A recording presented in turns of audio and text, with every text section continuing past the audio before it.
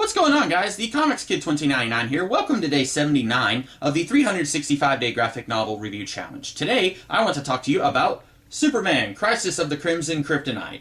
This is a pretty huge milestone in Superman's history, especially if you're looking at it in the context of all the other Superman books that were coming out around this time. For two big reasons, this book is pretty important. The first one is that Clark Kent finally proposes to Lois Lane. If you look at the previous 50-ish years of Superman stories, before Crisis on Infinite Earths, Lois and Superman kind of sort of had a thing for each other, but Lois seemed more interested in proving that he was Clark Kent than actually being in a relationship with him, and Superman seemed more interested in pulling these really mean-spirited pranks on Lois and the rest of the Daily Planet staff than he did in pursuing a relationship with her. After Crisis on Infinite Earths, their whole relationship dichotomy changed completely thanks to John Byrne. This is one of the big things that I really loved about John Byrne's era on the Superman books, was that he had Superman pursuing a relationship with Lois as Clark Kent. Because if you are Superman and you know that your coworker who you have a crush on has a crush on you as Superman, it would be really easy for you to score a date with your coworker. But John Byrne didn't have Superman do that. He had him work long and hard as Clark Kent to try and make her fall in love with him as Clark Kent so that he would know that her love for him was real and that it wasn't based on this ideal that she had built up for Superman. So that all leads to this, and it's really interesting getting to see the long process of Lois slowly falling in love with Clark Kent over the course of reading some of these stories. Because when John Byrne first began his Man of Steel run, Lois really did not like Clark Kent because he got the scoop on Superman before she was able to, so she really didn't like him at all. She was very mean to him in those early John Byrne Superman comics, and it's really interesting getting to see her transform and change from that character to the one that we see here, who really likes Clark, and she goes to him whenever she needs a crying shoulder to lean on, and that sort of thing. And it's really interesting getting to see their relationship change, and it doesn't feel forced. It feels very organic and very natural, and I really like that about this book. Also, a fun little fact, Jerry Ordway was the one who suggested that Lois Lane actually say yes when Clark Kent proposes to her, because in the foreword of this book, Roger Stern said that originally the plan was that Clark would propose, and Lois would say, you know, I like you, but not right now. My mom is on her deathbed, so I've got to deal with that, and I can't deal with you wanting to marry me at this moment. And then Jerry Ordway said, that doesn't seem very natural for our Lois. It seems like she would actually just go ahead and say yes. And that's interesting to me, because that is the second really huge thing that Jerry Ordway brought to the table concerning Superman.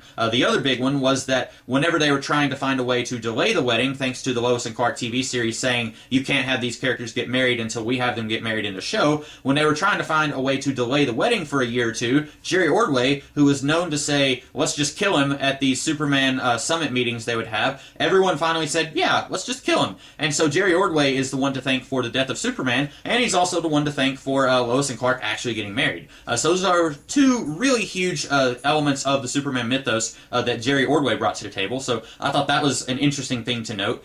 The other big thing that this story is kind of noteworthy for is that it finally kills off the character of Lex Luthor. And that's not as big of a thing as Lois and Clark being married, because those two characters being married, that's still a big thing in the comics today. Like the Rebirth comics from DC are still using this Lois and Clark, and now they have a son even. So that still kind of has ramifications in the comics that we're reading today. But Lex dying, at first that seemed like a really huge deal if you were reading the comics back then, but everyone knew, even then, they're not actually going to kill off Superman's biggest enemy. And if they are, how long is that going to last? Well, it lasted about a year or so. There's a story that I'll be talking about in a week or so where we get to see kind of how they worked around Lex Luthor seemingly killing himself in this story. I guess that is a little bit of a spoiler that he does commit suicide here. But this leads all the way back to John Byrne's Man of Steel era once again, where Lex was wearing the Kryptonite ring, and that gave him cancer. He eventually had to have his hand removed, and it still had cancer in his body. He wasn't able to get around that, and so Lex wants to beat this disease. He doesn't want the disease to take him. He wants to go out on his own terms, and that is an interesting note for his character. Even though this particular Lex Luthor is very unlikable, some versions of Lex, they're very clearly villainous, but they have have a certain charisma that makes you kind of like them anyway. Not this Lex. He's very unlikable, but I still like the idea of him wanting to go out on his own terms. I thought that was a very interesting note for his character. But this does kind of lead to a pseudo-transformation for the character of Lex, because I have this feeling that the people who are working on the Superman books right after John Byrne, they wanted to be consistent with what Byrne had done, but I don't think that they actually liked the idea of Lex being a good 20 or 30 years older than Lois and Clark, because when they do bring him back, they take this opportunity to make Lex be a younger, sexier version of his character, so that he's a little closer in age to Lois and Clark. I have a feeling that that was their goal whenever they were doing this. Maybe it wasn't, I don't know.